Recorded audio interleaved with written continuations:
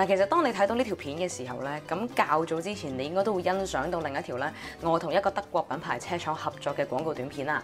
咁其實喺我創作劇本嘅時候咧，我都加入咗一個元素咧，就比較希望貼近翻咧德國嗰邊嘅。咁其實我都問過一啲嘅朋友啦，其實德國人朝早起身食早餐嘅時候咧，有時咧都會食一啲叫蝴蝶餅，即係嗰啲 pretzel 啦，呢一個係啦，做早餐嘅。咁除咗德國之外咧，其實歐洲好多嘅地方啦，甚至其實好多西方國家分別有美國啊、加拿大啊，都會食呢一類嘅 pretzel， 可能做早餐又好，或者係當一個小食都好。咁當然啦，每個地區嘅做法有少少唔一樣，或者佢哋用嘅醬料都會唔一樣嘅。而今次咧，我教大家整嘅呢一個咧，就係一個非常簡易嘅家居版，係我以往成日整嘅一個版本嚟嘅。咁會健康啲啦，容易啲啦。咁希望大家咧睇完嘅時候咧，就會好容易喺屋企整到咧，俾你哋屋企人食啊，甚至自己朝早食早餐都冇咁悶啊嘛。好，呢個時候開始啦，我哋。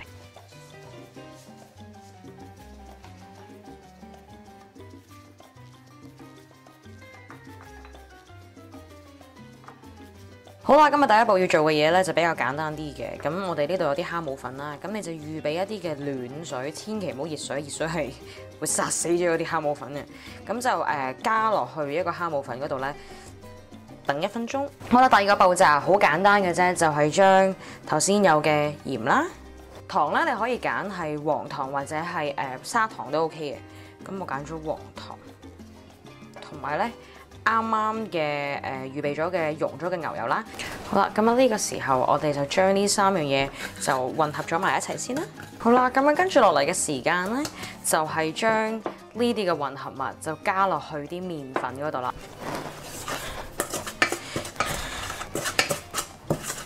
好啦，呢個時候記住加埋啲蝦母粉落去啦。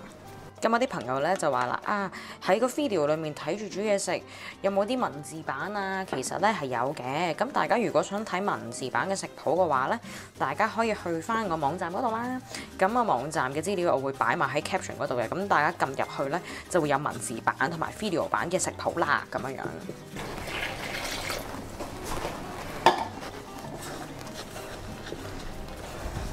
好啦，呢個時候咧，我會落手輕輕咁樣試下搓嗰個麵團嘅，因為始終咧攞咗啲工具去搓嘅時候咧，嗰個質感就冇咁好，同埋搓得冇咁勻嘅。咁可能我覺得加多少少麵粉咧，其實就已經 OK 啦。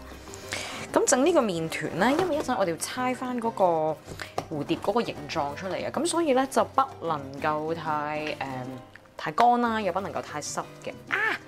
咁所以係咯，咁搓嘅時候大家要肯定就係佢唔會過分黏手啦，但同時間你搓佢嘅時候，佢又唔好有龜裂嘅情況出現喎。咁佢龜裂嘅時候咧，你就搓唔到嗰個一條嗰個形狀咧，你就圈唔到佢嗰個 pretzel 出嚟。哇，好核突隻手，係啦，你就圈唔到嗰個形狀出嚟㗎啦。我睇到呢度，你會問啦，咁究竟之前拍嗰個短片廣告裡面嗰個 pretzel 係道具啊，定還是真係食得嘅咧？係真嘅。好啊，搓到咁上下啦已經，我今次唔會再跌嘅啦。好啦，望一望啦，但係搓到咁上下啦，咁點樣肯定佢係已經 ready 俾我哋去搓個形狀出嚟咧？攞你隻手指篤落去。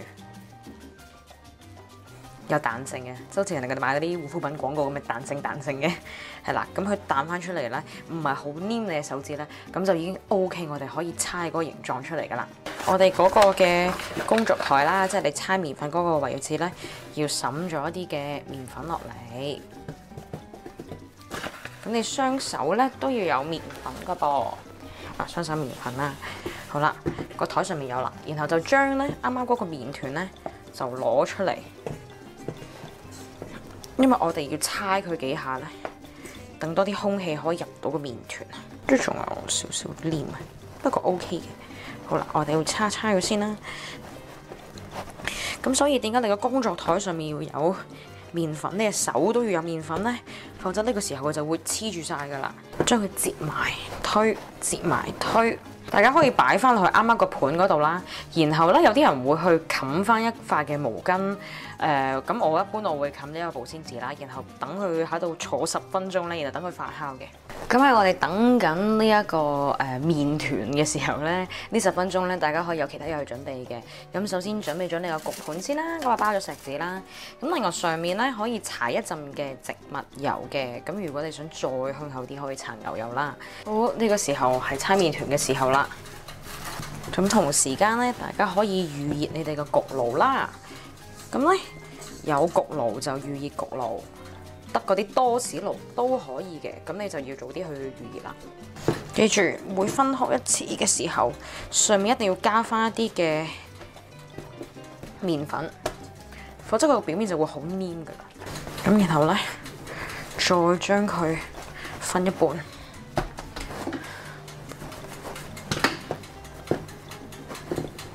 呢啲位見到好黏啊！你要加翻啲粉落去嘅。咁呢個時候咧，我哋要搓呢個麵團啦。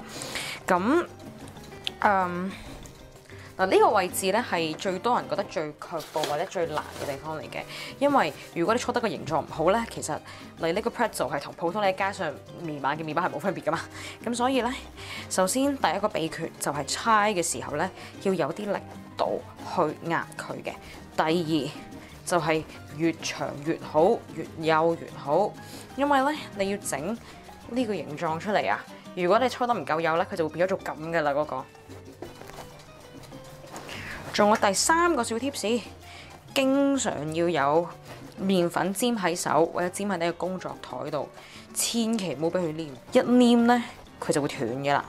但唔使擔心嘅，你搓呢個時候咧，因為你呢個麵團咧係有韌度㗎嚇，打個交叉。再打多個交叉，跟住將佢扮上去，就已經整完咗你嘅形狀出嚟噶啦。見唔見到？見唔見到？好啦，咁你第一個咧就已經整好咗噶啦。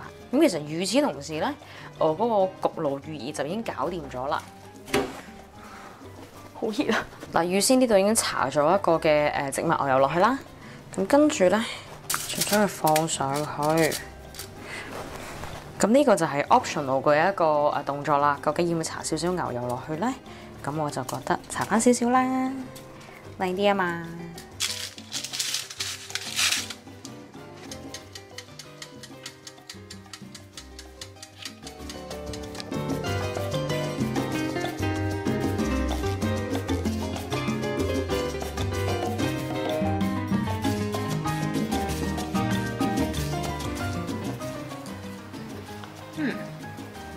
再加鹽咧，你哋可以加芝麻。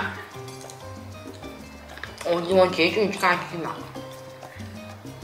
提翻大家咧，如果加鹽落去嘅話咧，要喺佢未焗晒、未焗到成型之前咧，就要好滲少少落去啦。但係唔好太早喎，太早會溶咗嘅喎啲鹽。因為如果佢一旦個表面硬咗咧，啲鹽就黐唔到上去噶啦。咁所以你要等佢表面仲有少少油嘅時候，就加啲粗鹽落去。